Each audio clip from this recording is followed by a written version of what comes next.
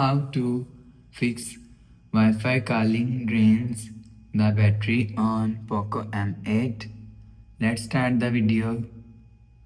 First of all, if you want to fix this problem, so turn on flight mode. So if you want to turn on flight mode, open quick settings panel, so just swipe down and you will see flight mode is here. Turn on flight mode, turn off flight mode. So if you want to fix this problem, so turn on or turn off flight mode 1 to 3 times. After the process, you will see your problem is solved. If it not solved, click on settings app. Now in setting, scroll down and click on additional settings. After click on additional settings, scroll down to and click on developer option. After click on developer option, scroll down and search media setting from here.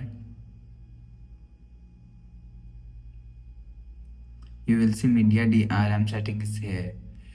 So you will check your software update is latest. If it not latest, update your software latest. After update software, you will see your problem is solved. After the process, go back to home screen. You will check your problem is solved. If it's still not solved, so open quick settings panel, turn off internet, turn on internet. Turn on or turn off internet 1 to 3 times. You will see your problem is solved. So that's how you can fix Wi-Fi calling drains the battery on Poco M8.